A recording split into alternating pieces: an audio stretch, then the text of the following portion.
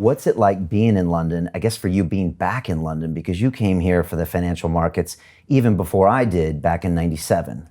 Yeah, actually, I was here from 93 through 2000. So I was here during the initial steps towards the EU, when Britain was talking about what the role would be relative to the rest of Europe, and all the conversations from a trade and market and banking and geopolitical perspective back then. And now we're sort of in a different manifestation of that, with conversations about what's going on in the EU, the economies, Brexit, and so forth. So it's like a bit of a time loop. So every time I come back to London, it's a little bit of a mini time loop. I do get back here several times a year to work on things, but it always feels like coming home. Even though I only lived here 7-8 years, it always feels like a second home to me. Yeah, no, I remember that time. Like, people don't remember in the early 90s, no one knew if the euro would happen, if the European Union would happen. It was still like kind of a dream. And all the currencies were all over the place. They all had different interest rates, usually really high. And then they all kind of started converging. Well, I mean, you got to see all that happen. And now some fallout from that happening, right? Yeah, it's really interesting because back then, like being inside a bank at the time, and I was working for Stearns, but of course being part of banking in general, in the City of London in general, all my friends were in banking. That was all the conversation that was going on. It was convergence trades and what would happen to the European currencies and nations and bond markets when they converged into each other, and how the UK and Britain would be a part of that or not a part of that, and what the sort of thoughts were on all sides. And it's really interesting because back then it was about, okay, what's the trade? As well as what's happening politically. And now that I'm somewhat outside of certainly working within the banking system, it's more like I can be an observer as well in terms of what's going on. And that's really very interesting because some of the same conversations are going on. Brexit is all about, some people not wanting Britain to be a part of the EU, which was exactly the conversation that was going on in the 90s, and some people want it to be, which was exactly the conversation that was going on in the 90s. It's just that all this other life and stuff and events has happened in between.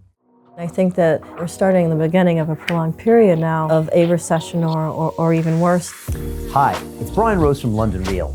I recently sat down with Nomi Prins, the former Wall Street trader you would have seen on Fox, CNBC, and Bloomberg Television. She regularly advises the Federal Reserve, IMF, and World Bank on important financial policy matters. I've realized over the years that people don't have the same exposure to trading systems on Wall Street. And so I looked at what are some of the ways that I can create something that regular people on the ground can use to access some of what Wall Street does all the time. We had an incredible conversation, but what really stood out to me is her brand new 25-cent contract strategy, designed to leverage a little-known market anomaly that happens every day around 10 a.m., if you know what to look for. The more comfortable you feel with financial elements, the better you'll be at managing them, and the more confident and empowered you'll be in your own life in any aspect of your life, not just with respect to money. Now, as a former Wall Street trader, I am super excited to share this investment strategy for the very first time. As the host of this episode, I'm able to offer you exclusive rights to a seat at her 25-cent contract live training. But you must act now to secure your spot. So click on the link below or go to londonreal.tv/Nomi, that's Nomi, to secure your spot. And I will see you there.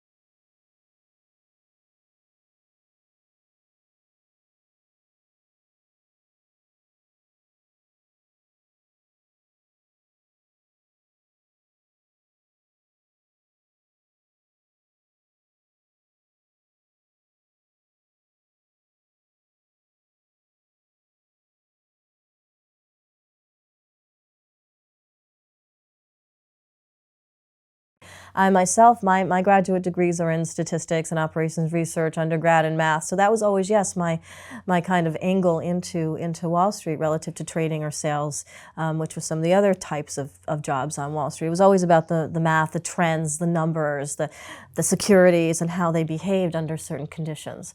And that's always what I looked at throughout my entire career on Wall Street. And I always also looked at the downside, not what happens if a trade works, but what happens if it doesn't work. What are the risks you should be looking for, and how can you best sort of protect that investment for those risks? And so that's a lot.